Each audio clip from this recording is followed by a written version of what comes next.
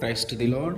ఈరోజు దేవుడు మనకిచ్చినటువంటి వాగ్దానం ఏంటంటే ఆదికాండము 17వ అధ్యాయము 1వ వచనం, నా సన్నిధిలో నడుచుచు నిందారహితుడివై ఉండుము. ఆమేన్.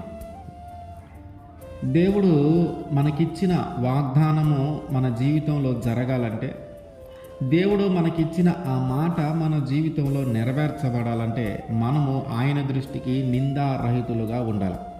మనం ఎప్పుడైతే నిందారహితుడిగా మనము ఉంటామో అప్పుడు ఆయన చేసిన వాగ్దానం మన జీవితంలో జరిగిస్తాడు.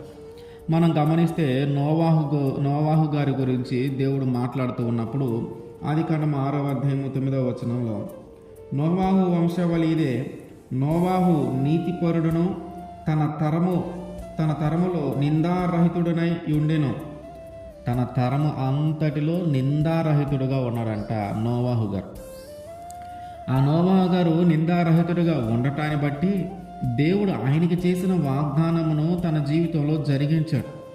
జలప్రలయములో అందరూ మరణించినను నోవాహును అతని యొక్క కుటుంబమును దేవుడు కాపాడాడు, రక్షించుకుంటూ వచ్చాడు. అంటే ఆయన నీతిమంతుడిగా ఉండటాన్ని బట్టి, నిందారహితుడిగా ఉండటాన్ని బట్టి ఆయన ఇంటికి రక్షణ, ఆయనకు రక్షణ.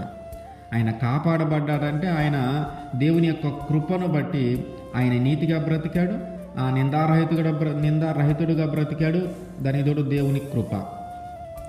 అయితే ఇప్పుడు మనము కూడా నీతిమంతులుగాను నిందారహితులుగాను మనం కూడా బ్రతికితే, ఆయన దృష్టికి మనము నిందారహితులుగా కానీ మనం కనపడగలిగితే ఆయన మన జీవితంలో చేసిన వాగ్దానమును నెరవేరుస్తాడు. అయితే ఇప్పుడున్న పరిస్థితుల్లో ఈ కాలంలో నిందారహితులుగా ఉండటం కొంచెం కష్టమైన పనే. ఎందుకంటే మనము ఏ తప్పు చేయకపోయినాను మన మీదకి నిందలు వస్తూ ఉన్నాయి. మన వైపు తప్పు లేకపోయినాను మనల్ని నిందిస్తూ ఉన్నారు. కనుక అటువంటి పరిస్థితుల్లో ఉండి మనము నిందలు పడుతూ ఉంటే దాని గురించి మనమేం భయపడాల్సిన పని లేదు. ఎందుకంటే మన వైపు తప్పు ఉందా లేదా అనేది నీ ఎదుట ఉన్న వ్యక్తులు గుర్తించకపోవచ్చు, కానీ దేవుడు గుర్తిస్తాడు. మనం తప్పు చేసామా లేదా, తప్పు చేయకుండా నిందలు పడుతూ ఉన్నామా, తప్పు చేసి నిందలు పడుతూ ఉన్నామా అనేది నీ ఎదుట ఉన్న ప్రజలు, నిన్ను నిందించే ప్రజలు గుర్తించకపోవచ్చు, కానీ దేవుడు గుర్తిస్తాడు. మన హృదయాంతరంగములను ఎరిగిన దేవుడు, మన హృదయంలో నిజంగా దానికి సంబంధించిన తప్పు సంబంధించింది మనం చేశామా లేదా అనేది మన దేవుడు ఎరిగి ఉన్నాడు. ఆయన మన హృదయంలో పరిశోధించే దేవుడు కనుక, మన హృదయాంతరంగములను ఎరిగిన దేవుడు కనుక మన వైపు తప్పు ఉందా లేదనేది ఆయనకి తెలుసు.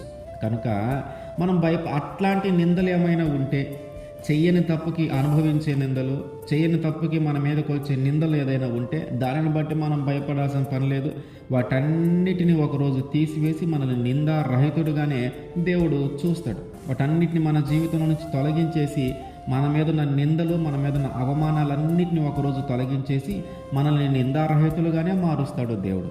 అయితే మన వంతుగా మనము ఏ తప్పు చేయకుండా ఉండటానికి, ఏ అవమానకరమైన పనులు చేయకుండా ఉండటానికి, నిందించబడే పనులు చేయకుండా ఉండటానికి మన వంతుగా మనం ప్రయత్నం చేయాలి.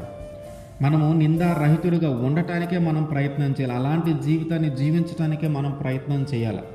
అప్పుడు ఆయన మనకి చేసిన వాగ్దానమును మన జీవితంలో ఖచ్చితంగా జరిగిస్తాడు. ఆమేన్.